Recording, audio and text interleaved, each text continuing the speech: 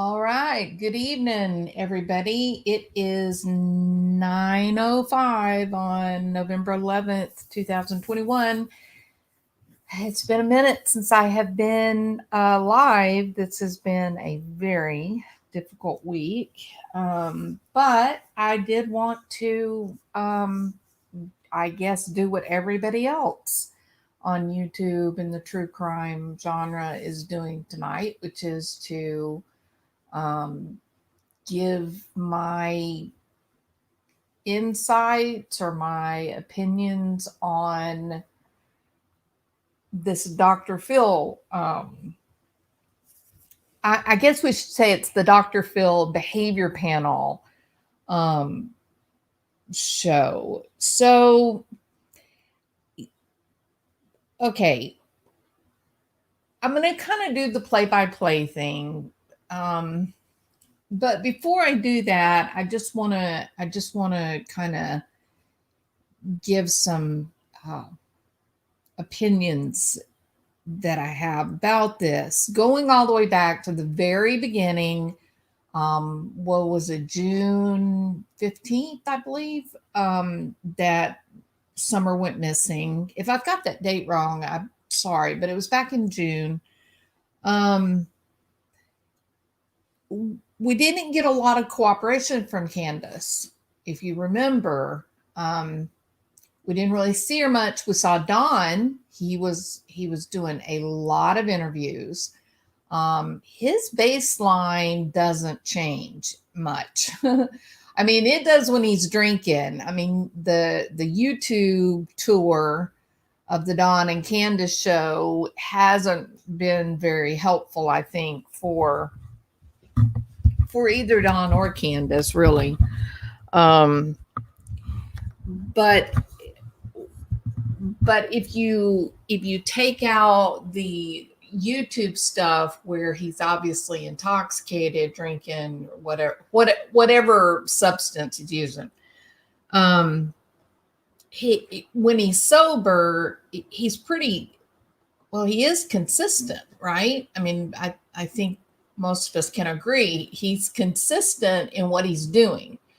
Now, I know that there were people um, that came out and said things like, there were people that came out and said things like,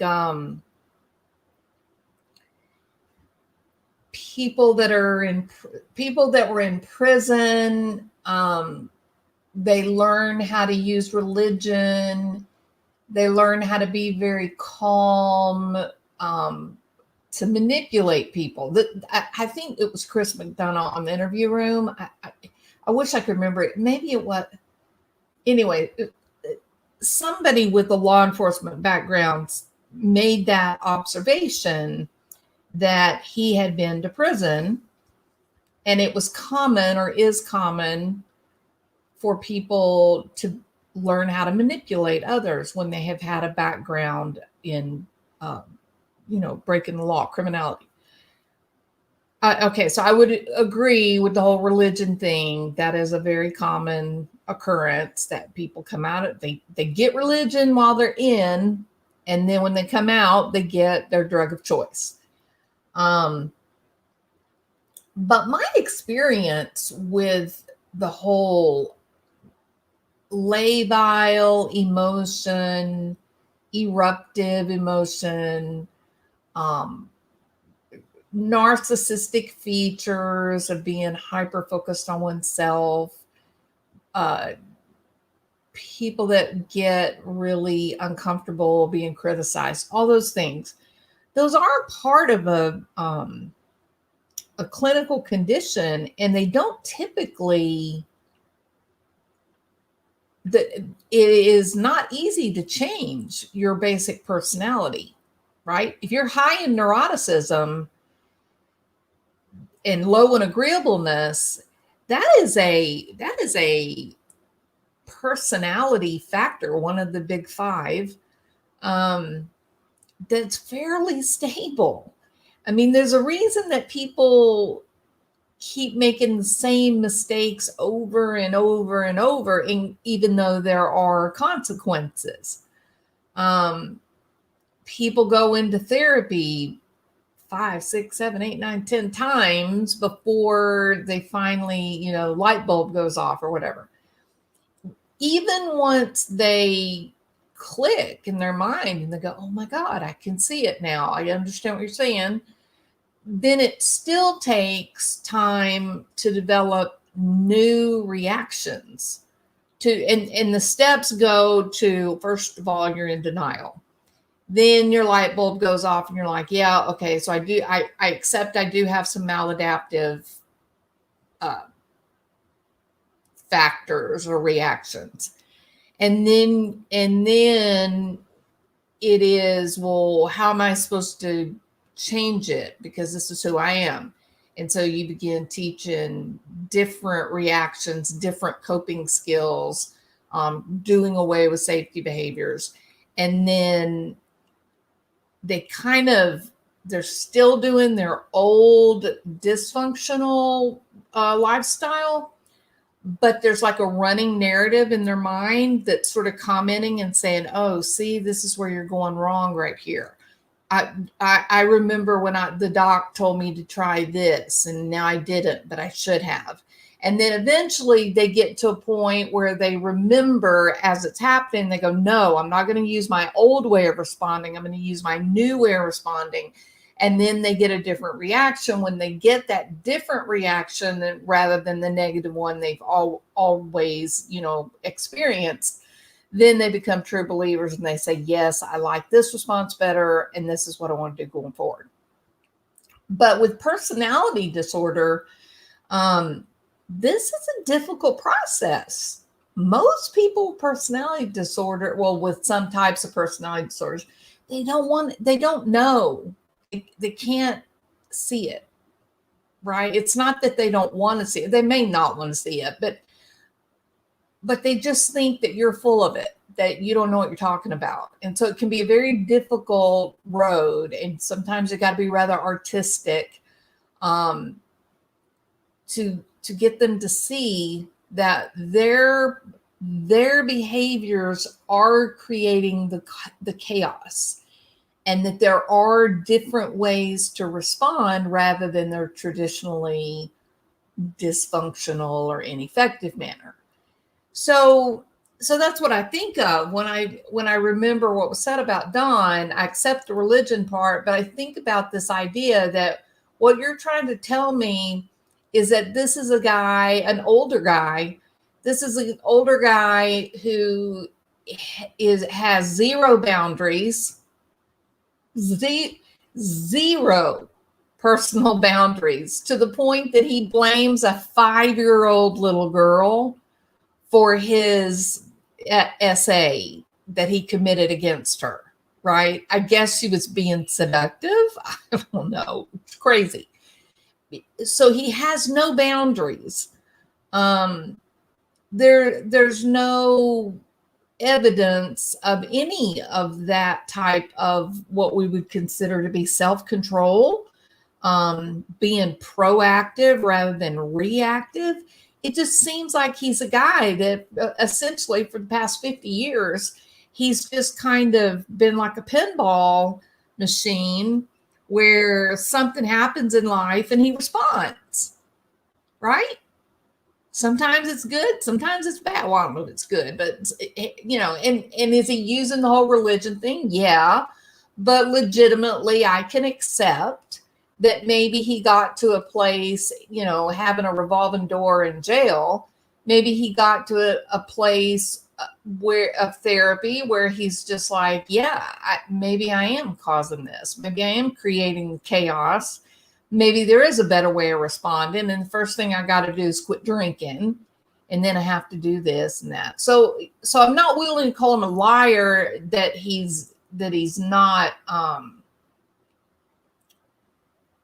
that maybe he's not sincere in trying to make a better life. It's hard to believe. I will exceed that. But maybe some of that But here's what I really can't believe. I really cannot believe that a guy who's almost 50, or maybe he's 51, he's had a lifetime of breaking societal rules and personal rules and individual rules. He's subjugated others. He's blamed little kids for his criminal behavior. He drinks an enormous amount. He gets sober for a while, then he falls off the wagon. He binge drinking, and then sober, and binge drinking. It has been a chaotic mess. And now you want me to believe that this guy has the patience of Job? You want me to believe that he's able to play these games where he's really measured in what he says, and there's no expression of frustration or anger?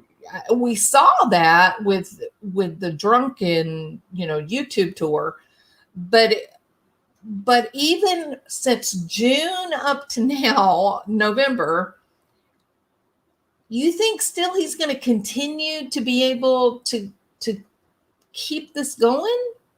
Except for one or two times when he was super drunk, right?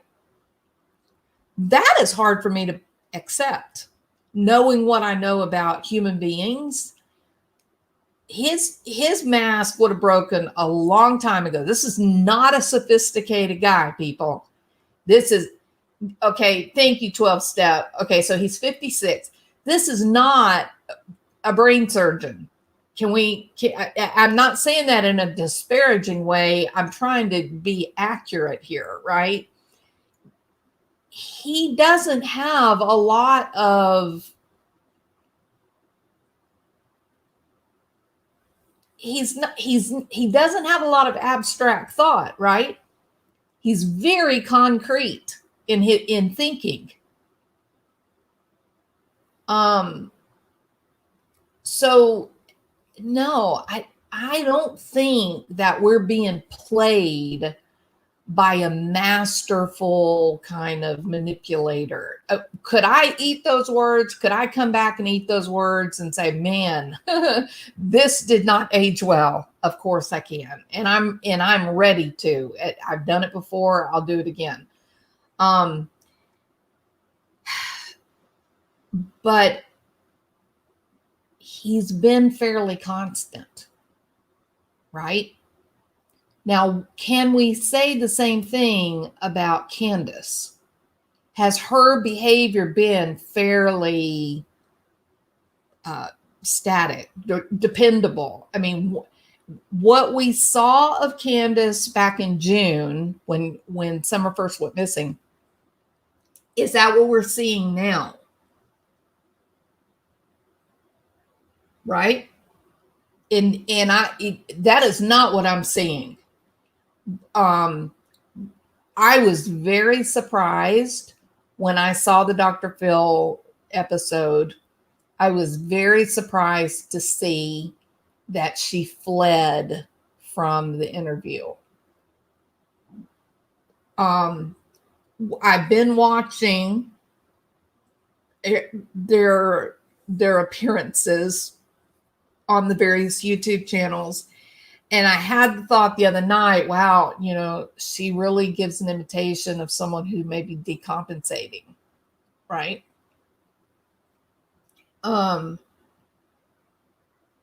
Really erratic. And that is not what we saw in the beginning. Do you remember when she did the interview with Dawn? She had that nasty blue tank top on. They were sitting outside in front of the house. She had some odd behavior. She had a strange demeanor, but she wasn't out of control, right? She seemed fairly detached from her emotions, if she even had any emotions, correct? So from the very beginning up to where we are now, she is a hot mess at this point. But in the beginning, there were people that were questioning, wow, it's like she's not even upset. Like, how is that possible? How can that be? And I had the thought at the time to myself, I wondered, maybe she's really simplistic in thought. Maybe she somehow thought that Summer would return, right? Maybe she just wasn't, getting it. But I've changed my mind since then. In the recent weeks where she has been so unstable, from the video, remember the video I did where she's screaming and yelling and disrupting Don as he's trying to talk to, I don't remember what panel it was, but he's trying to have a conversation on one of these YouTube panels, and she is not going to let that happen. You can tell she is pushing him. She is goading him. It just seemed like to me she was doing anything she could to get him off the computer. And I commented on that.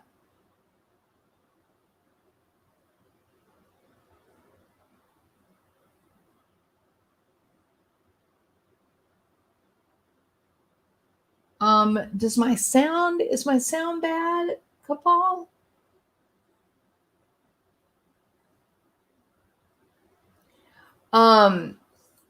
So yeah, so it seems, hey, Miss Jane, hey, Crime Time. My sound is bad. Oh no. Oh, sound is good. Okay, thank you, Don Burns. Okay, so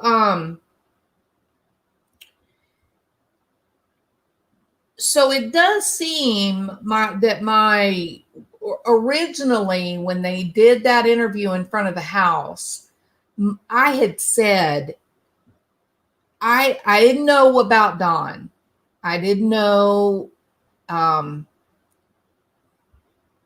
He's either really good at lying or he's fairly legitimately doesn't know what happened.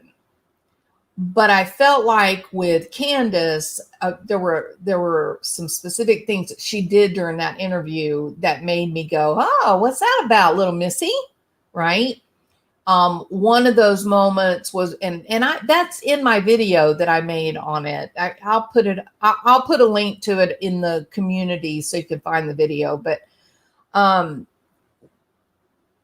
so when Don said something about he feared that maybe Summer might be dead, something that she might not be coming home, something like that, Candus just jerked her head and looked at him. Her mouth was hanging open. Like, why are you saying that? I thought we weren't going to say that. It was a weird reaction compared to all of her other reactions. But there were several moments like that, and I made a video about it and documented it. So I'll put that in the community section so you can find it. But then this, over the last month or so, the YouTube tours have reflected a woman that is out of control. And even Don on the YouTube stuff, it being just, just drunker than Cooter Brown. He at least is demonstrating an awareness. Hey, people are watching, stop. And she just pushes and pushes and pushes. And then they did this weird one, maybe a week or so ago, really odd, where they were so happy. Who saw that? The previous YouTube things were chaotic and angry and disjointed, right? Then about a week ago, they went live on somebody's channel, and oh my God, they were giggling and oh, this is my husband. I love him so much. I mean, it was bizarre. But again, even though it was a happy look rather than a raging or a, sad, it was still big emotion, meaning it's out of control. She wasn't in control. It was chaotic, right? And her vulgar mouth is horrendous. Yes, she's angry at the world. I would agree with you completely. So I thought that when I watched the Dr. Phil episode today, I kept in my mind, I kept going back to that original interview in front of the house and how it seemed like I got it so wrong compared to what everybody else was saying, right? I remember thinking at the time, maybe I'm crazy. Maybe I'm looking at something differently than what everybody else is seeing. And that, I guess I can live with that, but I remember thinking, how is it that no one else is, not even a single person, seems to understand what I'm trying to say about these people? Anyway, what I saw today on Dr. Phil, I was right back there at that same place mentally, thinking Don Wells looks like, or during today's interview, he's still being Don from the very first day. I mean, they got him cleaned up, right? They made him, what's that old saying? Shines up like a new penny, right? They got him all cleaned up, everything. But in terms of behavior, it's the same Don as it was months ago. He's always the same, measured, calm, tries to respond to the questions. Yes, he processes while he's talking. He edits himself as he's speaking. He is very concrete in thought. I would say similar to like 5th grade, 6th grade kind of processing. Maybe seventh, maybe that's too low, maybe around 7th, 8th grade, but very concrete. What you see is what you get. So she, though, is dramatically different, and she has lost it. She is what we would say is her available coping skills have been completely overwhelmed by the reality of her situation, right? Okay, so it's toxic, whatever it is. Thank you. Yeah, I would agree 100%. Absolutely. 12-step woman brings up a very good point. Yes, Candus does not seem scared of Don at all.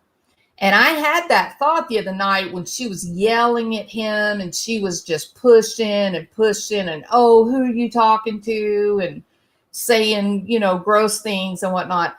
And I thought, is she asking for a beating? Like, what is she doing? And that's when it occurred to me, no, she needs him off the computer. She wants him to stop talking, right? And then today, during that interview, she did not care that he was trying to get her to stay. He wasn't menacing. He actually was trying to be kind of supportive and protective, right? He was trying to reason with her. So I don't know. It is an interesting. This is very interesting. This is very interesting. My questions are, if Candus had anything to do with it, when did she have time? How did she get Grandis and the boys to lie so well? Well, I'm on the fence with the whole Grandis thing. I didn't really get into I didn't really get into a lot with the Grandis background information. I watched an old interview with her when her daughter went missing. And it just seemed like she was being really truthful and that her grief looked real. I mean, her tears were real. And so I even thought that Candus's comments about her sister going missing, I thought they were strange. I mean, the first thing out of your mouth when somebody asks about your missing sister, the first thing out of your mouth is, "Oh, well, I wasn't even in the same state, but." I thought, what? Why would what? Nobody's accusing you. Why do you need to say that? So I don't know about Grandis. That's the best answer I have. But with Candus and lying and everything, I guess I can go ahead and say this. So here are my thoughts. So, oh, did I kill? Oh, I did. Oh, I'm so mad at myself. Let me pull this back up. Hopefully it'll come up easily and quickly. I wanted to show you.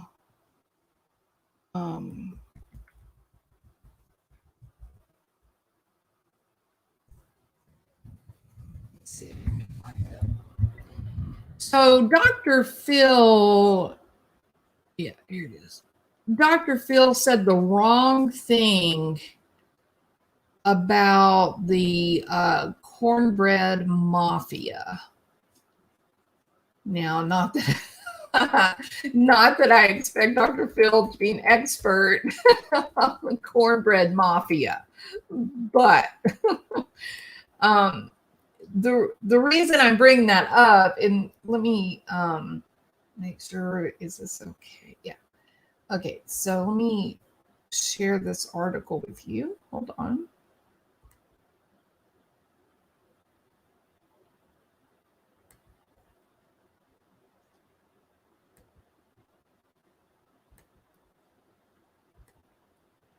Okay, so this is Johnny Boone, and he's actually from Kentucky, right? Boone, right?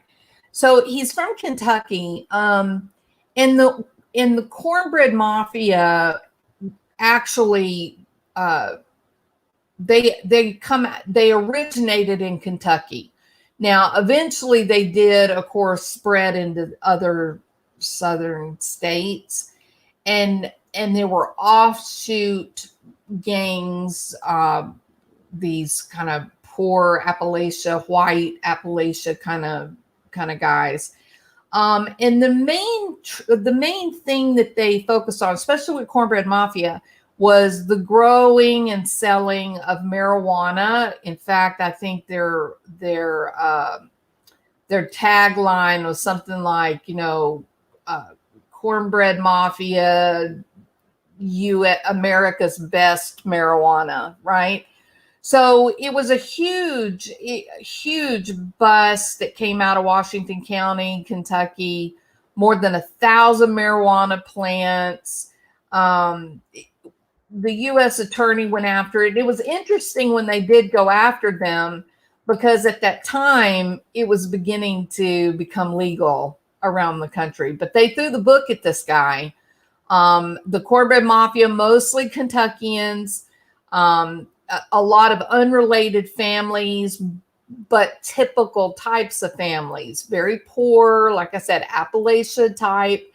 They pooled their money and machinery. They ended up building this enormous marijuana growing endeavor, and they were able to ultimately seize plants and product in Illinois, Indiana, Kansas. The biggest part was Kentucky, Michigan, Minnesota, Missouri, Nebraska, and Wisconsin. Now that was, back in 1989. The sites were guarded by literally bears and lions and workers. And they said it was really like a paramilitary force.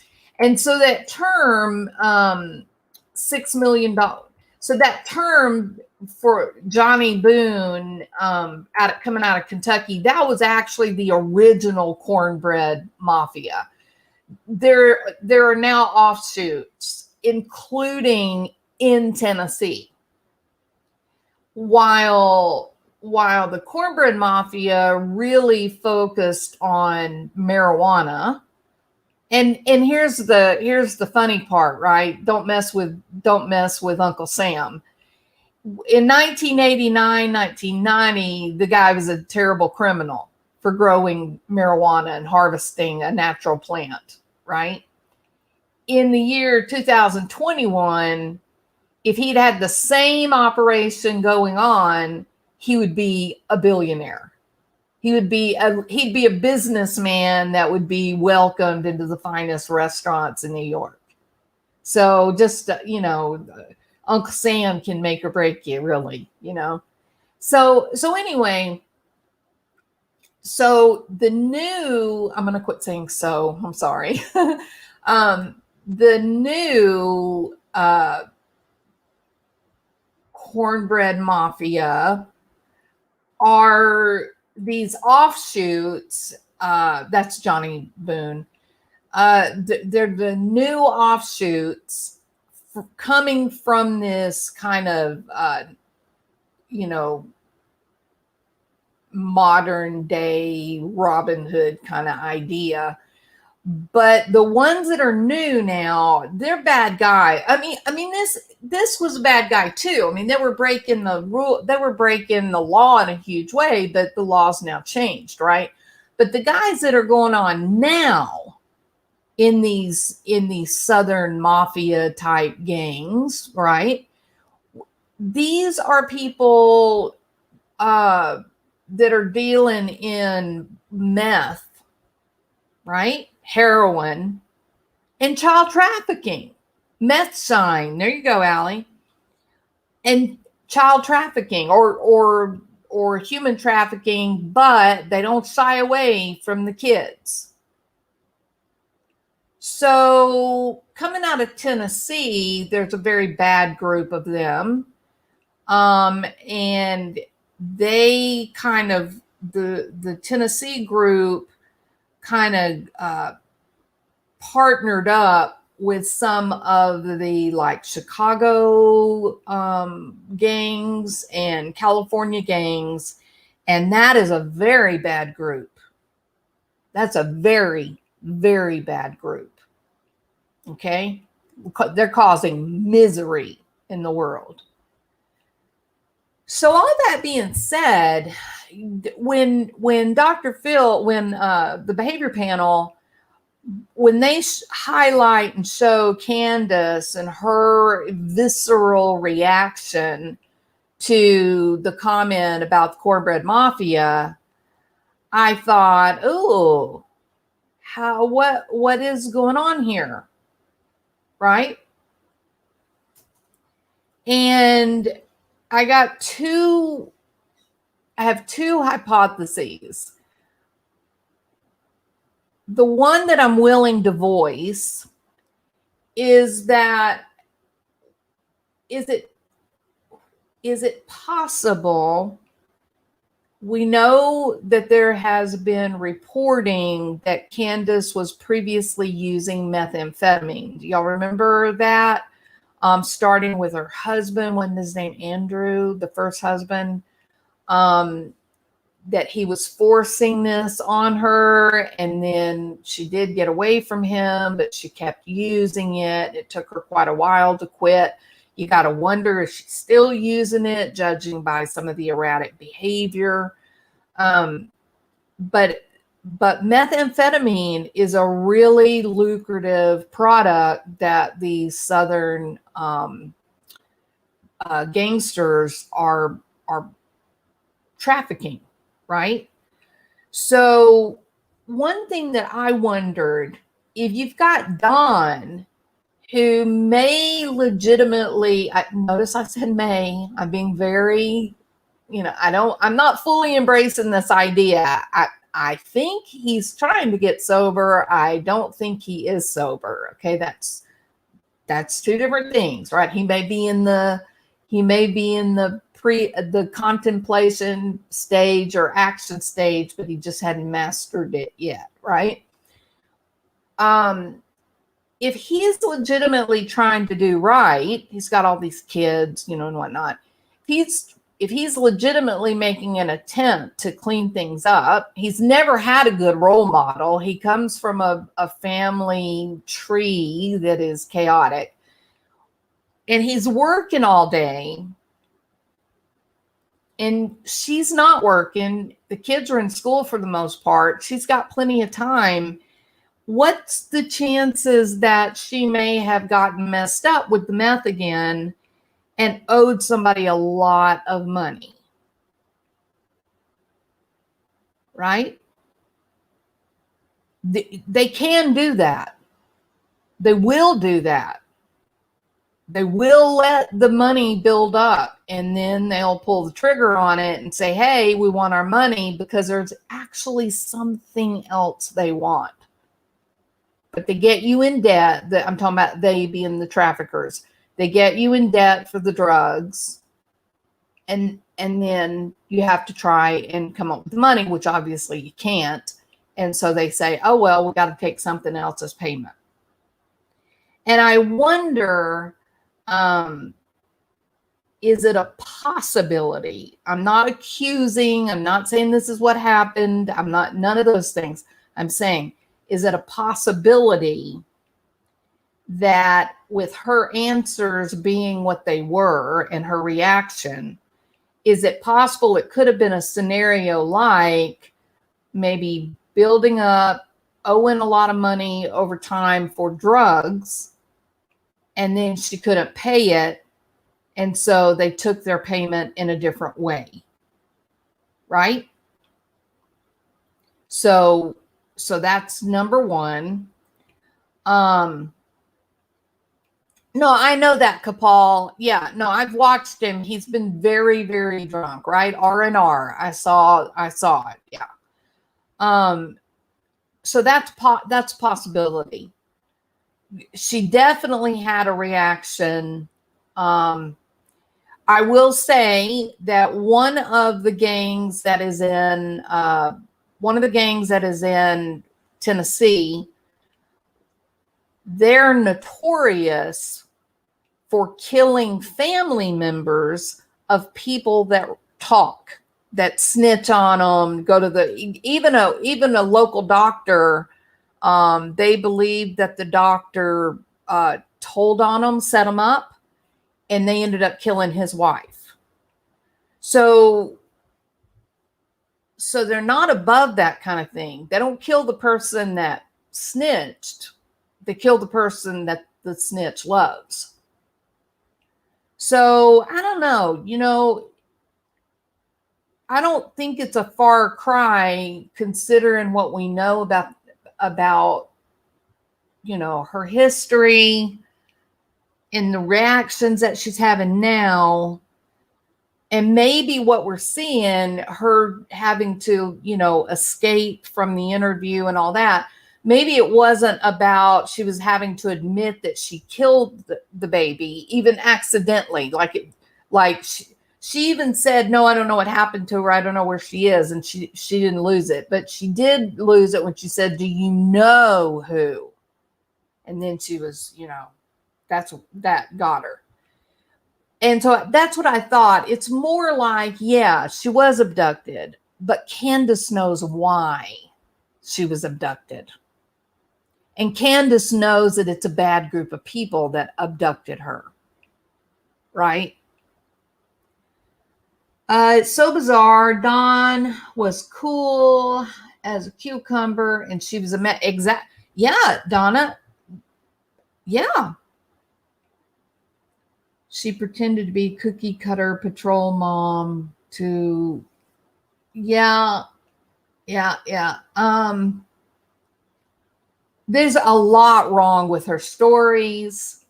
There's a lot wrong with her demeanor. She's got a lot. There's a lot going on with her, and we don't see that. Dawn has been consistent from the beginning. And yes, Kapal, absolutely. The YouTube tour has been a disaster. And he is drinking, at night or whatever, and they go on these shows and they come off looking horrible. I mean, it's terrible. It's a mess. It's a disaster, right? But even those nights where he's really, really drunk and she's like freaking out and yelling and all that, he's going, Candus, stop. Stop. Candus, quit. Stop. I want to talk. Stop. They can't hear me, Candus, because of you. Be quiet. Right? He's trying to get her to quit. She's the one raging on and on and on, being disruptive. Why? Because she doesn't want any more of the story to come out, because the timeline is getting too messy. That was really where she pulled back, was I can't tell. I'm not going to go back through that story again. I'm not going to tell it. They asked about what happened that morning, and she's like, I'm not going to retell it. I'm not going to do that. So she knows, she gets it. She knows she knows they're coming. She knows that she's going down. What was it that Don said? I got 7 alibis. Candus doesn't have any alibis. She's going down. He was drunk when he said it, but in be no truth, right?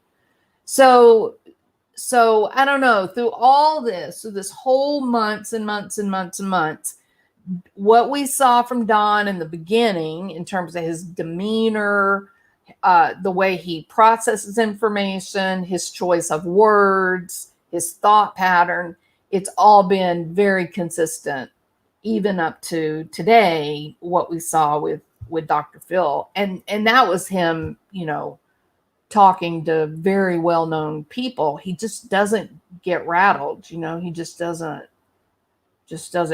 And he just seemed like, to me, when Candus freaked out, she was like, I got to get out of here. Please take this off of me. I want to go home. I just got to go. You know why she kept saying, I want to go home, right? Because that's comfort. That's safety. That house, we may call it Wells Hell. That house is comfort to her. When she's up there on Wells Hell and she is in that house, she is safe. That's the way she is processing it. She felt unsafe in that moment. She felt unsafe as they were talking. And she's new. I've got to go back to my house because I can't do this anymore. I think you guys are trying to hurt me. I think y'all are fixing to get me. I need to run and go home, right? But Don didn't give that impression. He legitimately wanted her to stay. Did y'all notice that? He wanted her to stay. CM's demeanor was different toward Candus than the 2 men on Dr. Phil. That's why she freaked out. Yeah. Yeah, I can accept that, Donna. She knew what they were doing, Donna. She knew. But it seemed like, it seemed like with he seems to, Rainey. That's what it looks like to me. It seems like Don believes that Candus did not have anything to do with what happened.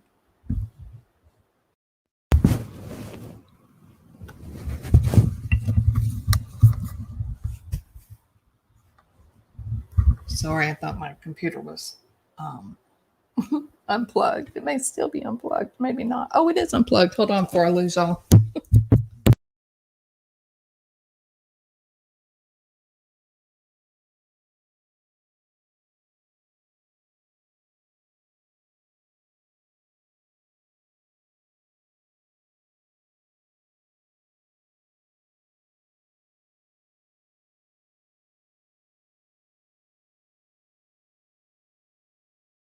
Intermission. I'm sorry. My silly dog comes over and lays down by the bed and then it unplugs the computer and I didn't notice. Okay, sorry about that. So yeah, I think he wants to. Oh, I'm muted. Am I muted? I don't think so. Um, so, so I do think that Don is trying to maybe in his look, he's very concrete in thought. I can't even tell you.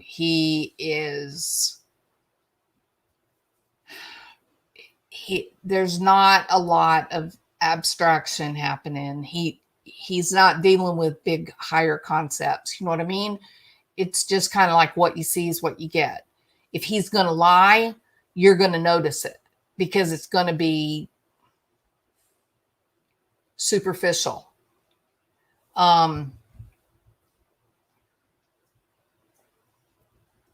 He just seems like he thinks that he's trying to spread the word. Somebody also here's something else. Somebody made the comment that it was the Candus and Don show, that it's only about Candus and Don and that they're loving their fame and that it's not about Summer, her missing. I would disagree with that a little bit. He laughed. Did you notice that he laughed as his wife freaks out, right? Begins to cry. We're going to rewatch it and you'll see Don laugh when they bring up Cornbread Mafia, which I thought was very interesting, right? But yeah, the Dixie Mafia is a criminal organization. That's exactly, yeah, white Southerners and based in Biloxi, Mississippi, operating primarily throughout the years. Oh,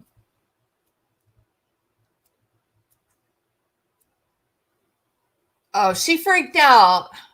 And remind me, you guys, because you guys are the experts on the Summer Wells thing. Remember the weird phone call where Candus is crying and everybody said that she needed an Academy Award for her acting ability? Didn't she say something about the Dixie Mafia that night or the Cornbread Mafia? She said somebody was beating Don up. They were going to kill him. They were taking him to Boston. Do y'all remember that?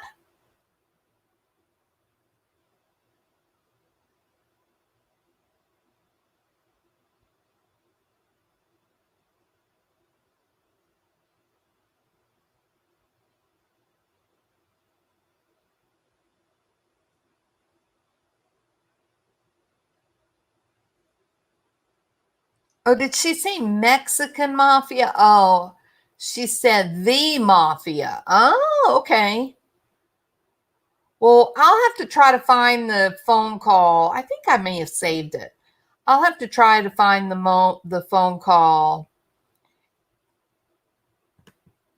I think I'll have to try to find the phone call and see. I knew she said something about mafia or something like that. So she said the mafia or maybe the Mexican mafia. Okay. So I don't know. I just thought it was really interesting, her reaction. But anyway, we can go ahead now and move forward with this. Okay. Share audio.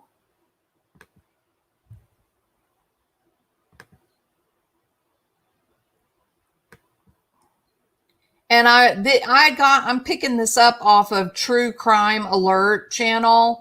So we want to thank her and y'all go subscribe to her channel. There she is. True Crime Alert. Oops.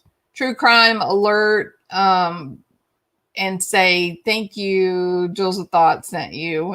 Okay. Let's see. Here we go.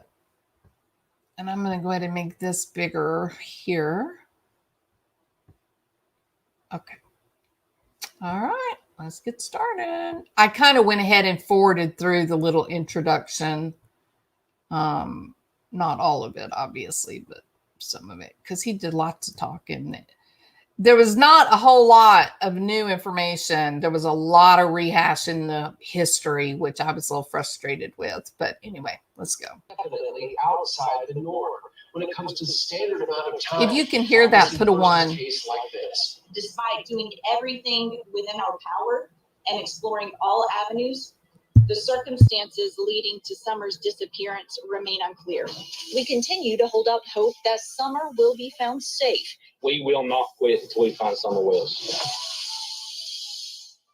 In reflecting back and recalling that day, Candus says that she and Summer had a great day, from running errands to swimming in a nearby lake to planting flowers with Grandma. When they got home, Candus watched Summer go through the front door. I agree, Kathy. But she never saw her come out. June 15th, 2021. It was just a normal day. I called my wife and she was getting her mother's prescription, so I decided just to go ahead and work late.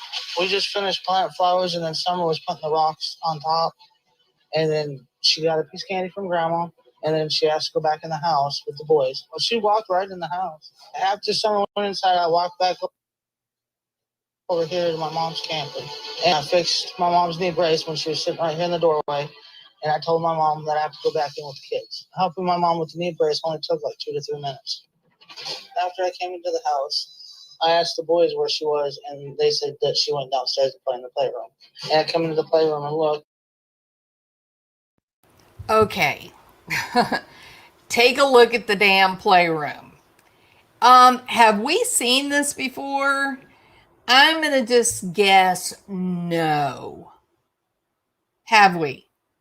Because when we saw it previously, it didn't look anything like what you're looking at right here.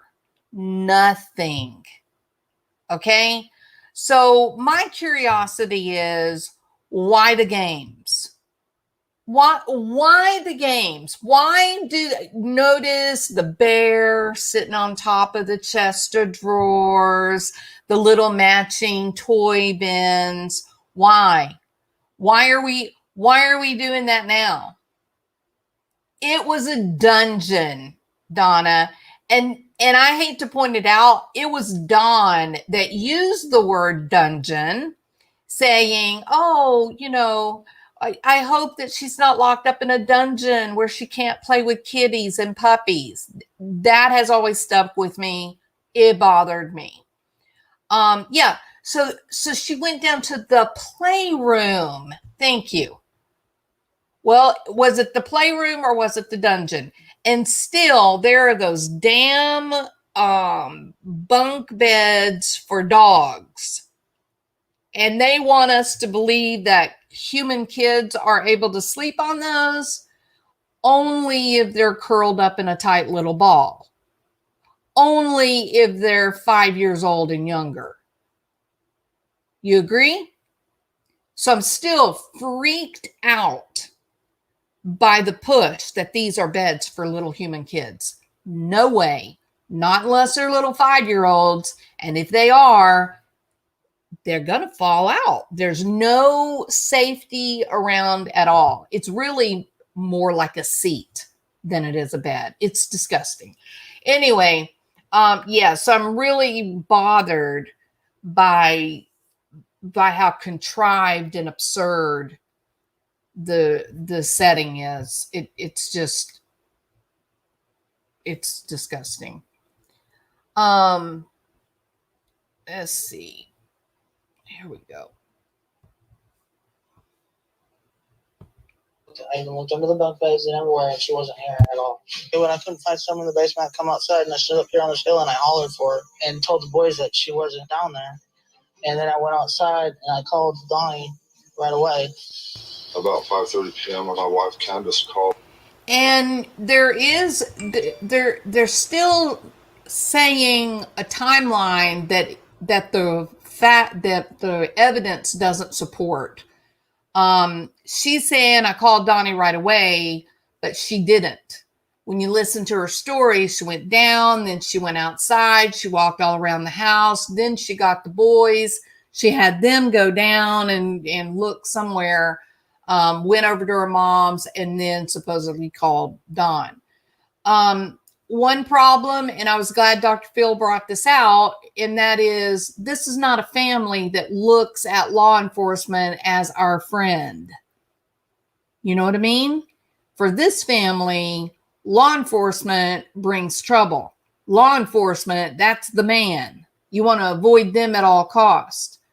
But regardless, I felt like Dr. Phil, he does a great job of talking about the fact that it really doesn't, the timeline doesn't look right. He says he doesn't believe, not for a minute, that she went missing and Don said, oh, call immediately. He felt like there was probably a lot of planning and such that may have gone into it. Okay. And so she couldn't find Summer. I says, well, hang up on me and call 911. So I threw my tools in the car as fast as I could, got in there and started down the road and called 911 myself. I passed all kind of cars in double yellow and everything when I'm getting really worried. So here's my road. I pull down here. Here's the creek right here. I noticed my three boys are together and they're over here looking. And then I looked over that way and seen my neighbor coming this way towards my boys, and my heart sunk because I knew she was abducted. I knew she was gone. Just like many parents of missing children these days, Don says they turn to social media for help. But instead of sending clues to his daughter's whereabouts, online bullies began accusing them of being guilty of either killing their daughter or having something to do with her disappearance. So Candus and Don say to prove the naysayers wrong, they sat down with body language experts Scott Rouse and Greg Hartley. Now, okay, I'm a little bit bothered by this. This idea that the bullies, and come on, we know there are bullies on social media, that the bullies came after them and said, what'd you do with Summer? And there's a lot of people that are convinced that they may have had something to do with it, or one of them or both of them had something to do with it. And so they went on the behavior panel to clear their name. I'm bothered by that idea. And here's why. Because we know that they took lie detector tests with TBI and Sheriff's Department, right? And in the case of Candus, we got different rumors. One rumor is that she had three, well, I guess this comes from Hunter, that there were at least 3 lie detector tests. And there's another one that says that she took a minimum of 5 polygraphs. Now, one of the things that's always stuck with me in this case, and Don took 1. Don had 1. But one of the things that has stuck with me in this case is that people that engage in alternative strategies to trick the polygraph, they don't necessarily come back as being truthful. They come back as being inconclusive because I guess all of the strategies that are used are strategies that have to create physiological turmoil or physiological reaction, like putting a tack in the bottom of your shoe. When you press down on that tack, it's going to hurt. It's going to cause pain. And so your heart rate is going to go up. Your blood pressure is going to go up. You can have more perspiration. And those are all things that the polygraph is measuring to say, aha, you're lying. But in this case, you're doing it during calm questions. And so the polygraph is confused, going, wait a minute, this is a normal question. Why are you freaking out? Because they're inducing a fake physiological response. The alternative strategies don't provide Zen, which is what would have to happen to legitimately pass.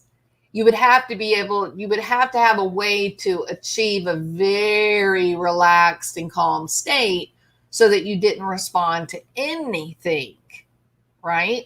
If you really wanted it to show that you were innocent. So I find it very interesting that Candus was asked to take so many polygraph. Was she trying to use alternative strategies? Even psychotropic medications or drugs will create an altered physiological response, and the machine will pick it up, and it will come back, not that you're being truthful, but that it's inconclusive because it doesn't make sense. Okay, so that is an interesting. If it is factual that she took between 3 and 5 polygraphs and they all came back as inconclusive, that is very interesting. Scott and Greg are interrogators who have worked with the FBI, law enforcement, and the military. Scott says his approach is biological, and Greg looks for motivation. Together, they have been called a human lie detector. Now, Scott and Greg agreed to sit down with Don and Candus to dive deeper into their story. There's no such thing as body language of deception. There's only body language of increased stress. Okay, I really like that comment, okay? We do that. We watch these videos, we watch these interviews of people where their wife went missing or their child went missing or whatever, and we're tuned in, really, really focused. And if we see the slightest little blink or the slightest little movement, instantly, they're lying, right? Well, we don't know that they're lying. And just like the guy said, you don't have any way of knowing that they're responding to a lie. Maybe they're responding out of complete and total fear. Maybe they're having feelings of guilt. Maybe they're furious and it would be wrong to show anger. It's very hard to know what is creating the physiological discomfort. The only thing that those tells highlight is that there is physiological discomfort.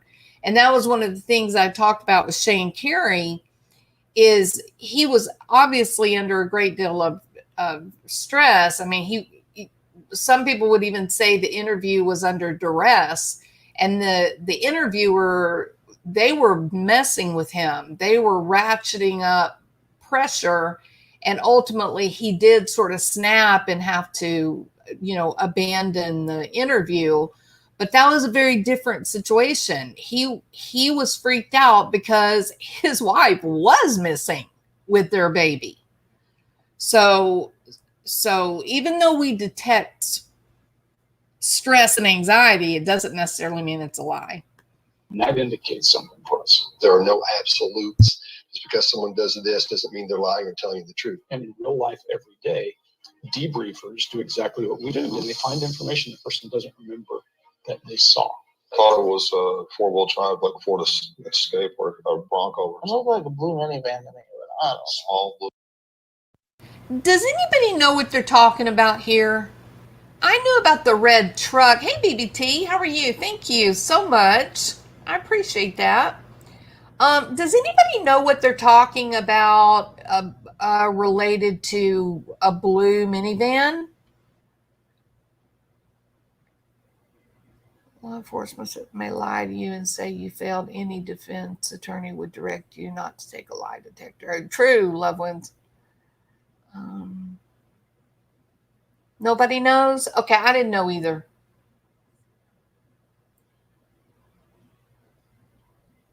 I'm having a hard time hearing Don and Candus. Blue minivan, first I heard. Me too, Kathy. I knew about the red truck, but I don't know. I hadn't heard about the blue. So that maybe we'll learn more about that tomorrow, right? All right, so let's go on. Blue minivan. That's what it looked like to me. We knew we would get to a point where it was going to be hard emotionally. And that's hard to do because people will think you're a monster, but that's important to getting facts. Do you know what happened to Summer? No. Do you know who took Summer. No. We actually hit harder on the questions for what happened that day. When did this happen? How long was it before this happened? When you come home, when you first come I'm home. not doing all that. I'm not doing all of that. I can't do this. So listen, Alright. they're trying to No. help. They're trying to help. It's not helping me. I know, but they might.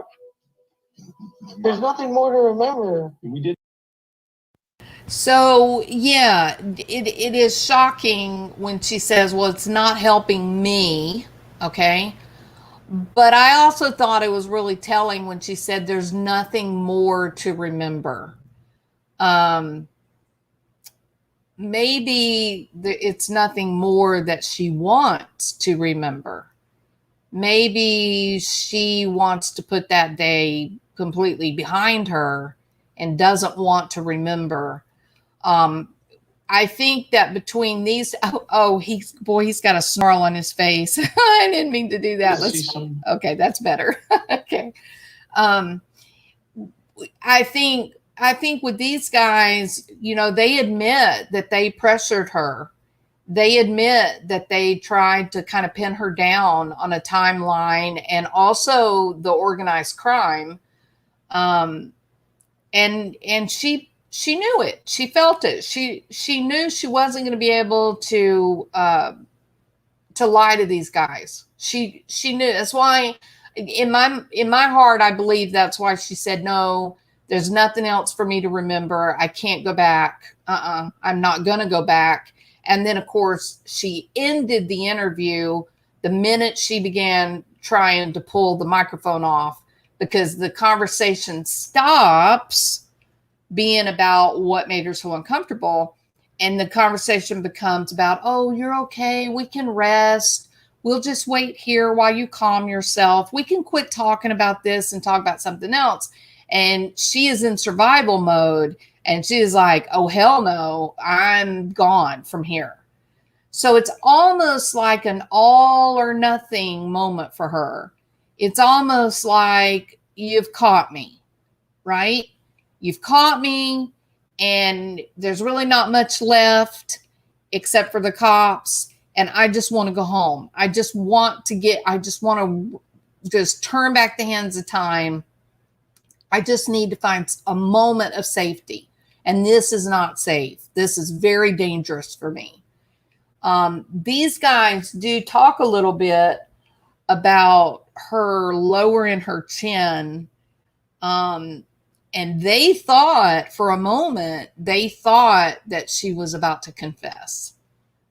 So I think it got her, I think she was, whatever the questions were that they had been asking her that they did not put up on the channel. They had her backed into a corner, and you and I don't know what they were because they didn't show the whole interview. You and I don't know, but they know. And I would suspect that probably somebody from the FBI knows by now, would be my guess. Interesting body language. And I want to go home. Well, guys, this is an interview that you conducted near their home, and a lot of interesting things turned up, and I want to look at those and discuss them. Now, Scott, what has jumped out to you most about either one of these two, either mom or dad? What's jumped out at you most? The differences in comfort and discomfort as we speak with them. There's certain things we touch on, and when we're talking to them, they're comfortable. They start becoming uncomfortable due to stress. Those are the things we look for. We saw those things jump out. Yeah, and we're going to look at some of those in a minute.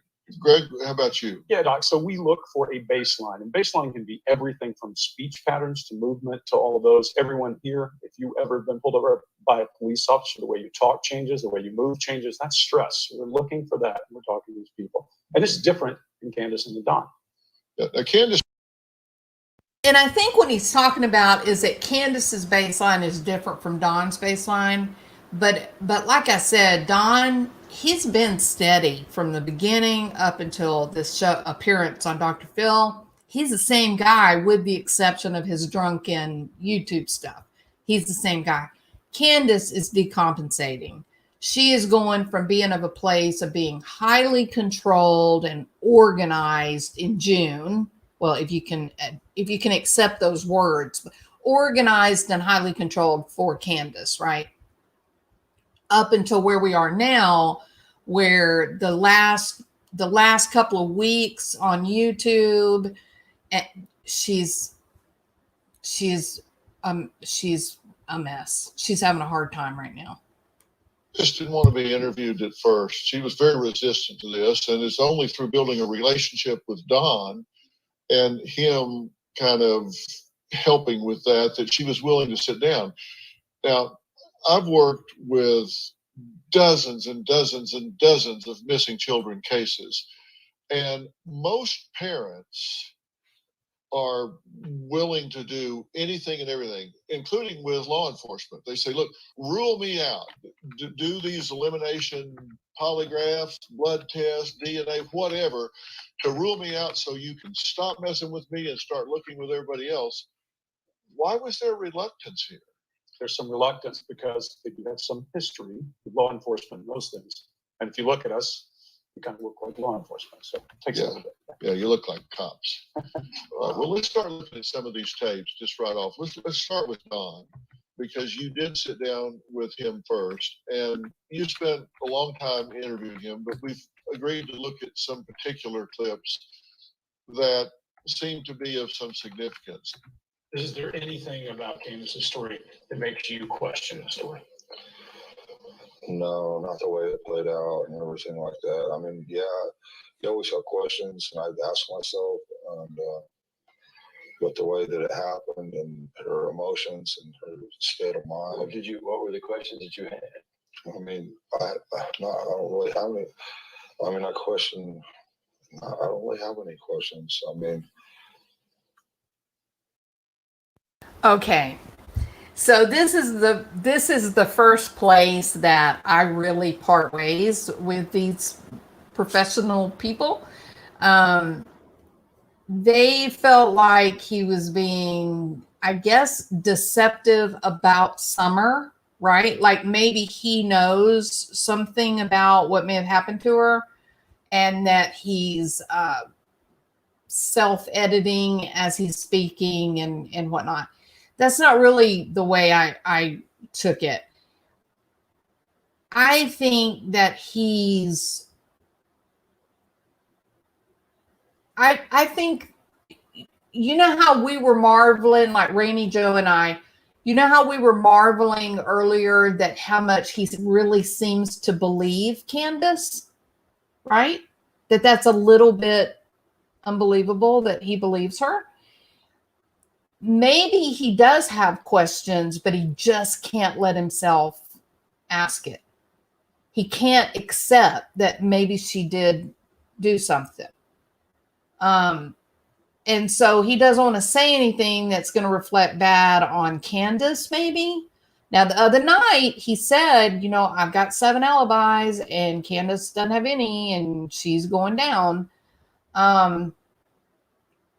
So I don't know, but the feeling I got from this was, yeah, I do have questions, and no, I'm not going to voice them here because I don't want to. Yeah, you always have questions, and I'd ask myself, but the way that it happened and her emotions and her state of mind. What were the questions that you had? I mean, I don't really have any. I mean, I don't really have any questions. I mean. Okay, now, you guys know I'm highly involved in interrogation, deception, detection as well.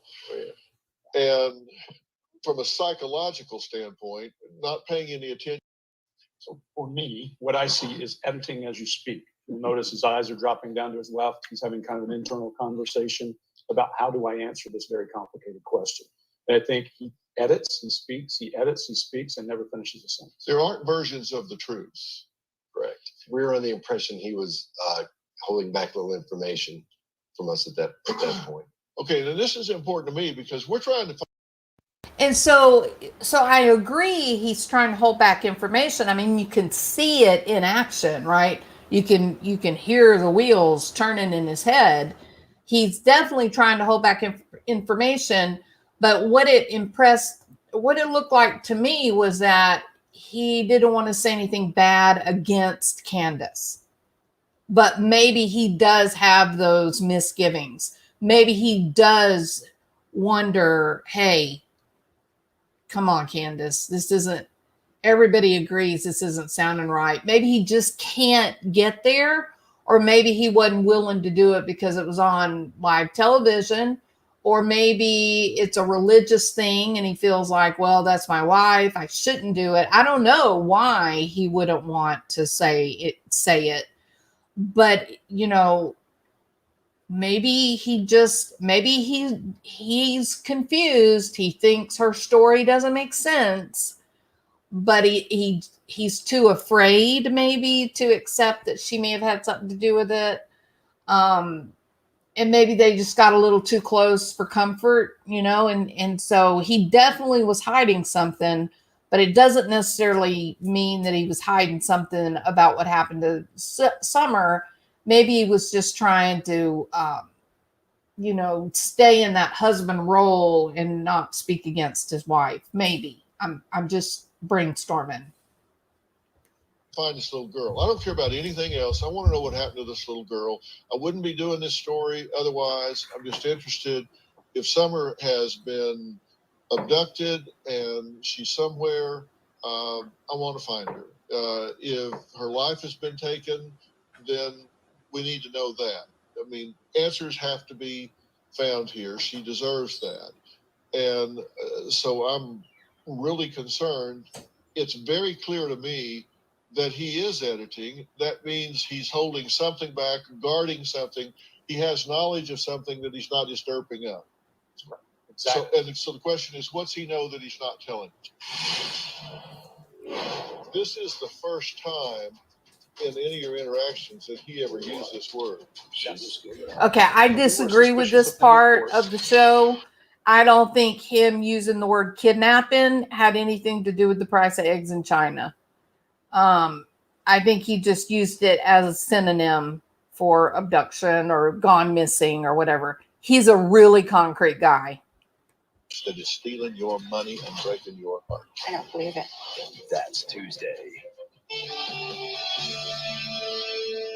Okay, let's take a look at this next tape here. And this is just kind of a follow-up, a redirect on some of the things that he had to say. Let's look at this. So what do you say to somebody who says, no, you're involved, your family's involved? How do you respond to that? Well, for 3 months, this went on the phone for 3 months. Okay, again, more evidence of his concrete thought. He immediately goes to, they say, well, how do you respond when people say y'all had something to do with it? You can see him thinking, right? And immediately he goes right to the social media stuff because everybody came for him, right? And so he starts saying, well, this is what happened to me. But he's answering the question, just not the question that they meant. He's answering the verbal, the semantic question, but they were asking for a more sophisticated type of experience. Here with me for a minute, if you would, and let's take a look at this, because this to me would be just real deflection and deception unless you understand that he's very concrete in this. Let's look at how the question is asked. So what do you say to somebody who says, no, you're involved, your family's involved? How do you respond to that? Well, okay, at that point you said, how do you respond to that? You meant, how do you respond to it? Like, no, I deny that. I don't, exactly. But instead, he says, well, I used the phone, I used the keyboard. That's what you're talking about, Exactly. right? Exactly.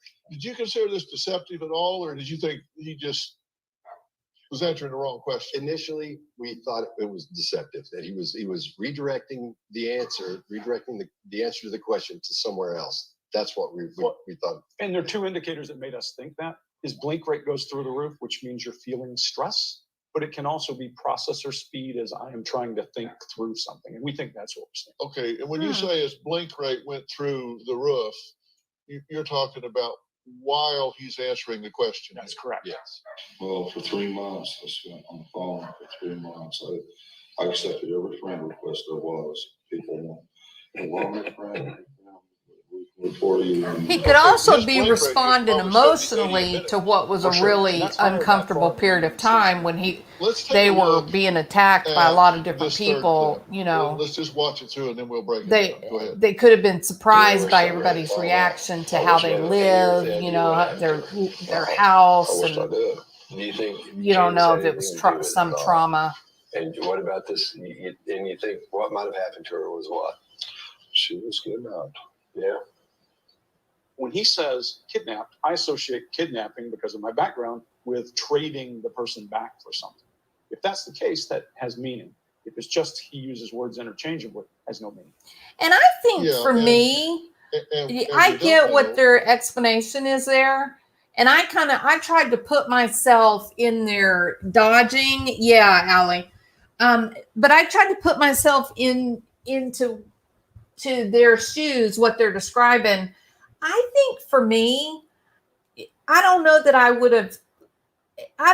would have drawn the distinction that kidnapping is an exchange for something of value, right? That you take a child or a person and you exchange it for value, a ransom, as opposed to abduction where they just steal the person and then they're gone. I get that. I get that the lingo matters for law enforcement, right? This is what they deal with. To say we have a kidnapped child would imply we got a ransom note, as opposed to we have an abducted child just went missing. But for me, outside of not being connected to law enforcement or anything, I don't know. I was trying this whole afternoon to play it out in my mind what circumstances I might use the word kidnapping versus abduction, but I haven't come up with a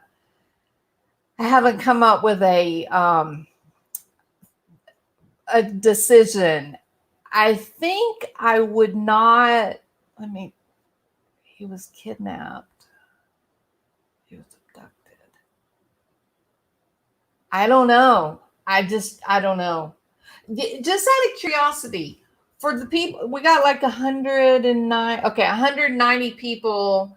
How many of you guys would use the word kidnapping knowing specifically it meant for ransom, as opposed to using the word abducted when it's just someone stolen and there's not anything? Is that if you think you would make that distinction between those two words, put a 1. If you're kind of like me and you can't really imagine that it would occur to you that using the word kidnapping would necessarily mean there would have to be a ransom request, put a 2. I'm just curious because I just don't feel I just kind of my brain. So Miss Jane and Snow Bunny, they would know kidnapping means there's going to be a request for some kind of payoff, right? For the return, I guess, of the person or the child.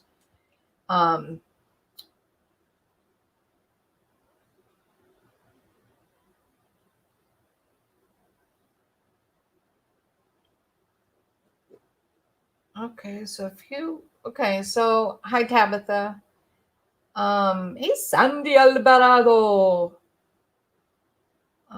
Trafficking due to a debt they're aware of, samesies. And so that's what I'm thinking, Allie. More like they owed money, or one of them owed money, and they took the child as a payment for that debt, right? Okay. I definitely thought that was an odd definition for kidnapping. Okay. Hey, Black Roses. Hi, Catherine. Okay, so we're all kind of on the same page with that. But you got to understand, these guys are law enforcement, and that's their lingo, right? That's their daily that's their daily work vocabulary. So to them, it really jumped out. But as just a lay person, yeah, I'm not gonna give much thought. I don't think. You know where Summer at? But this is the first time. I'm so sorry. The that sound is so in any of your awful. interactions that he ever used this I've got word. everything turned up as loud as it'll go. Okay, so that's the first time that he ever used that. And he used abducted in your lead-in footage. If you Right. notice. Abducted. Now, and there's a substantial difference. Yes. Abducted is just all of a sudden she's there, then she's gone. Kidnapped is transactional. That's right. And that's a guilty language thing that we collectively look for in the business. Guilty knowledge means something. Yeah, So we theory were of suspicious mind, him, of guilty and we knowledge. developed a relationship with him that I caused accept the that. second interview to occur. At this point, he's cooperating, Yes. Yes. and he's been cooperating throughout. Yes. Sometimes to his detriment. Yeah. For sure. With, Yes, like, social media absolutely. and that Stay sort off of of thing. social media, Don. Okay, now there's Candus, and you sat down with Candus with Don, Yes. and coming up, what was the question that caused Candus to take off her mic and walk away? No. You know what happened to Summer. Welcome, Hannah. And Would she you looks consider miserable, yourself doesn't bossy? she? Don't do things right She the first time. looks I can do truly that. miserable. I It's should not pretty. have to ask my It's husband pretty 3 hard to times watch. to put something away. When you walk over recyclables, a cute. It's been almost 4 months since 5-year-old Summer Wells went missing from her home. And One more thought before they get on this next section. I've always been, and I know you guys, majority of you guys have as well. I've always been very bothered about her haircut, right? It's very interesting that her head was shaved in the weeks before she was abducted. And she's got a brother, not much older than her, that she looks very much like. And part of me always felt like, was she trying to make Summer look like a boy? Because even her clothes changed in some of those photographs. She started wearing sweatshirts instead of the cute little dresses and whatnot. And maybe that's me reading too much into some of the photos, but that's my conceptualization. Is that one way that maybe Candus knew someone might try to take her, and maybe that was a way she was trying to mislead them, maybe to keep her a little safer? Maybe. The other question is that there were also CPS problems, and apparently, and this comes from someone who works for that county, they were going to collect the kids like that week, that day. And you wonder, wow, is that where the baby went? Maybe she thought she was going to keep the little girl safe, and ended up the people that got her mistreated her. You don't know. But she certainly faltered on the question, do you know who took her? That is what got her. Do you know who took her? in rural Tennessee on June 15th. Now, her parents, Don and Candus, say they believe their daughter was abducted. You just heard Don say, well, maybe she was kidnapped. Was that just him using what he considers to be a synonym, or was it leakage of something he knows that he hadn't said before? Well, we're not sure about that. But when their story broke, the couple says the online bullies accused them of having something to do with the disappearance. Now, Don agreed to sit down with body language experts Scott Rouse and Greg Hartley in hopes of clearing his name. Don says Candus refused at first, but finally agreed to sit down. Candace, I'm going to have to ask you some hard questions. I told you this. Did you do anything to Summer? No. Do you know what happened to Summer? No. Do you know who took Summer? No. See? Anybody in your family involved with this. Not that I'm aware of, no. And, people are always going to point their fingers to people closest to somebody. It's just the nature of how it goes. What do you got to say to those people? Oh, but they're wrong. Why are they wrong? Because I had nothing to do with this. Okay, what jumped out at you here? Immediately, when she said no for the third time, it was quiet. It's a whisper. Okay, there's a distinct difference here qualitatively. Yes. No. Do you know what happened to Summer? No. Do you know who took Summer? Okay, that time nothing came out. It almost like the word got stuck in her throat, So, right? First question. I told you this. Did you do anything to Summer? No. Do you know? Okay, did you do anything, Summer? No. Demonstrative, no.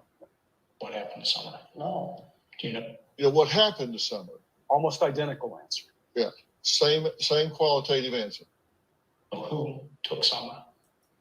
All right. Do you know who took Summer? Head shakes no still. The voice doesn't even say anything. Yep. A silent no comes out. Very You interesting. call that fading facts. Okay. Then she gets out a weak no. No. You hear strong no's to the first two questions. And But then she we looks say, "Do very you tired, know?" doesn't she? It's like, no. Yeah. So what do you make of that? So I immediately wanted to go further and push a little harder. And I will say, when And you when did. you do what we do for a living, sometimes people cry and you force them to cry. So this immediately You're caused the welcome. next question. Okay, well, let's take a look at the next tape. You did Is there push any her. reason anyone near you would want to hurt you or your kids? Not that I'm aware of. What do you think should happen to somebody that did this? To the person that did this, what do you think should happen to them? They should be put away for the rest of their lives. That was very hard for her to say, wasn't it? They should be tormented, I think.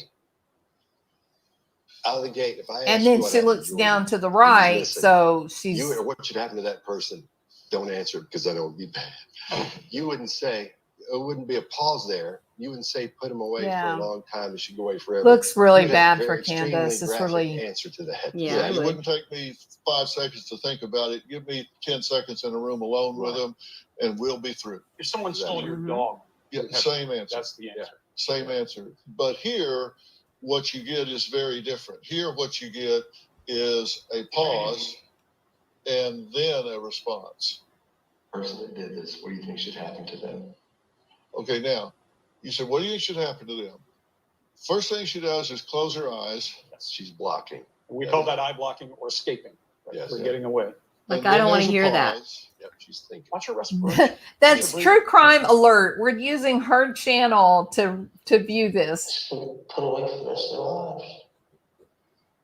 I mean, they should be tormented, I think. Me too. A lot here. You see Wow. her eyebrow go up So there. hard to watch. She's not sure what she should say. Everything she's doing says I'm unsure and shouldn't be saying this. That's what we're seeing there. Yes, for sure. And then you'll notice if I ask you those same questions, You're your chin welcome. would jut. You would say that person needs to be put away for the rest of their life and tormented with no second guessing. The other thing you likely would not do is drift down into your right in an emotional state. We haven't seen a lot of emotion, but we see it here. Okay, but we're going to see emotion here. in Oh just yeah, a you're second. gonna see big emotion. She's talked about her disappearance. She's talked about looking for us. She's looked at the bed she's not in. She's looked at trigger after trigger after trigger. That's and right. Not a tear. But then you asked about the cornbread mafia. Watch the side of her mouth. Watch her face. It's They unbelievable. just think they are something special. Better than you. The code. Since the night of June 15th, there are still no answers as to where Candus and Don's 5-year-old daughter Summer could be. Now, I'm here with body language experts Hey, Scott Jackie Rouse Lou, and you're Greg welcome, Hartley, honey. dissecting their interrogation with Summer's parents. All right, let's see this one. The guys who run organized crime around you, you worried about them at all? Oh, they're questioning. Aw, you're He has an awesome. alibi, but, You're awesome. what about those fellas that live around Thank here? you the so cornbread much. mafia? Cornbread mafia. That's what we Oh, call look at her. I have no idea. I've heard about some hillbilly mafia type stuff and everything, and all these different boys. We tried to steer clear from all these. This is water, okay. We tried to steer clear from all these people Wow. as much as possible. And I think they've kind of seen us as targets because they have come up and stole our stuff. Thank you. They come up in my shed and stole all of my mechanic tools at one time. Uh-oh. You know, when they knew we were gone, We got a runner. they knew me and her were together. If you just hang on. Have you guys put any kind of security, anything in the place? No, we don't have any kind of security. Okay. Wow. This is So significant for a lot powerful. of different Really, reasons. really We haven't seen a powerful. lot of tears from her. She's talked about Summer. She's talked about her disappearance. She's Well, talked if about you had looking been for her. She's talked watching about on her being gone. She's YouTube, gone down Dr. to her Phil, room you would have been where she seeing lives. tears She's over the picked up her past toys. 3 or She's 4 held her weeks. toys. She has She's looked at the been bed out of she's not control. in. She's looked at trigger after trigger after Thank trigger you. after trigger after trigger, and not a tear. Smash that like button. But then Thank you you. asked about the cornbread mafia, which is a colloquial term for a kind of organized grassroots crime syndicate in Tennessee. Wrong. Correct? That's wrong, guys. Y'all got it And all wrong. let's It's from see Kentucky. what It's happens not when you colloquial. ask. It was a Pay very attention to her. specific group of What people. about those fellas that live around there, the cornbread mafia? Now watch her face. Cornbread mafia. That's what we call it. So we started by trying to give her a little space with organized crime. Yeah. Wow. And so Greg brings up organized crime, doesn't register anything with her. As soon as I say cornbread mafia, go watch the side of her mouth start dragging down. Because that's when Why? the emotion hits.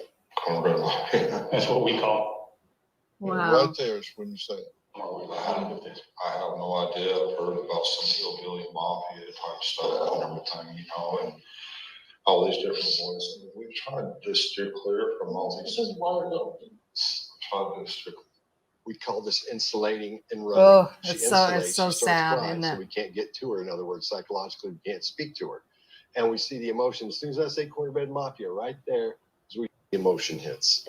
Cornbread mafia. it. That's what we call Wow. Right there is when you say it. I have no idea. I've heard about. And some notice hillbilly Dawn mafia laughs. stuff and everything. At the same Emotion time hits. Candace cries, Dawn it. laughs. That's what we call Wow. Right there is when you say it. I have no idea. I've heard about some hillbilly mafia type stuff. He said, I have no idea. I heard about some hillbilly mafia or something like that.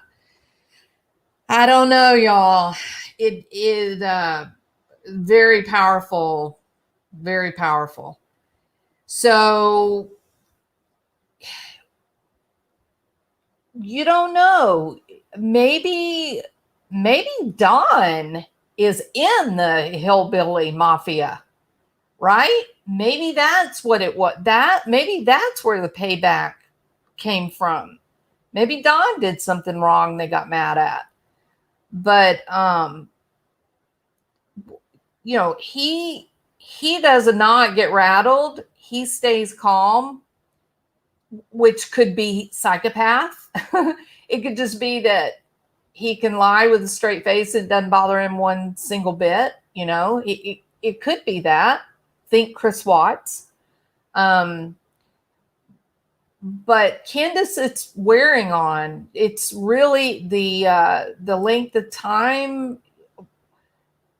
Maybe it's fear for her own freedom. Maybe she's afraid of going to jail. Maybe she's less. Maybe she thought that Summer would be returned eventually, and now she's beginning to realize that's not going to happen. But whatever is driving it, she's definitely decompensating in the past month or so, in a pretty rapid fashion. That last video I saw of them where she was laughing, she and Dawn both were like in a really good mood. They were laughing, they're having fun. Was very strange. It was, you know, odd, not normal happy. It was pushed, it was forced, you know. So anyway, so I just wanted to add in my 2 cents. Lots of people are having these discussions tonight on what their impressions were of this. I had the initial impression back during the first video way back in June, the first interview with Candus and Dawn. I felt like Dawn just seemed kind of shell-shocked, simplistic, maybe concrete thinking, and that Candus had a few times where she seemed to cover up, look guilty, feel uncomfortable. And that's just not what everybody else felt. Everybody else felt like Don was the guy, you know, that he was the main one that caused trouble for Summer, and that Candus didn't do anything. And again, I feel weird because I feel right back where we started, and that is watching that interview. It just seems like she is having a lot more trouble than he is, right? And we don't know why that is. Again, I'm gonna say this again, just like they said there. The only thing we can tell by watching the behavior is that something is wrong, but we can't attribute that to anything. We can't say, well, this person's crying and weeping because they're filled with guilt because they did it. And we can't say this person is weeping and crying because they're horrified that their husband did it. Or this person's weeping and crying because they're just sick and tired of people pointing fingers and they didn't do anything wrong. We don't know why. All we can do is just see the evidence that they're in, you know, under duress. And she's definitely experiencing a high level of anxious distress for some reason, you know. And the fact that it got paired with this cornbread mafia idea is very strange. It's bizarre, right? It is. It is so scary, Francis. The thought of children living with those two people, it's just horrifying, isn't it? It really is. It's terrifying. All right. Okay, everybody, I appreciate you guys so much for being here. Thank you so much. Dawn thinks they'll get away with this by talking. She knows she's guilty as hell and is afraid of getting caught. You could be right. You know, if Dawn has always been able to talk himself out of a corner, then he's going to fall back on his best skill, right? And if he's been good at manipulating people through words, then guess what he's going to do when he finds himself in trouble? He's going to use his words. Yeah. So absolutely, I can definitely accept that. No doubt. Hey, Black Rose. Oh, it's so scary, Love Wins. And you got to remember, these people recognize that the camera's rolling, that there are, you know, in the case of Dr. Phil, there's going to be millions of views. In the case of the various YouTube channels, there's going to be tens of thousands of views. And this is the best behavior they have. Can you imagine what it was like when there was no cameras rolling, when there were no eyeballs, right? So it's horrifying to consider the influences that those kids had to live with. It's very scary. Very scary. All right, everybody. Well, thank y'all so much. I appreciate for you to be here. I know everyone is talking about this. It was jaw-dropping. This was a big deal for me. I really have come, I've gotten rather cynical, and I don't really expect much anymore from these interviews and whatnot. It seems like it's all softball questions and, you know, commercial breaks, right? And this was shocking. This was absolutely shocking. No doubt. For me, it was shocking. You guys know I haven't really capitalized on this Summer Wells story. You know, I've wanted to kind of take a back seat on this. I followed it closely, but just not haven't made many videos about it. So for me to come out and do a video, this was a this was a pretty big deal. So I'm anxiously waiting for the next show to see how this all ends. So, all right, everybody, I will be back. Tomorrow's Friday. Thank goodness, because it has been a very difficult week. And so I'm looking forward to the weekend to get some rest. And of course, I'll make 2 or 3 or 4 videos this weekend. It's kind of become my norm. No videos during the week, but then a few, over the weekend. So I'll be back. I'll see you again tomorrow night. Okay. Y'all have a good evening, and we'll see what we can learn from this whole thing. It's pretty amazing. Talk to you later. Thank you so much. Bye.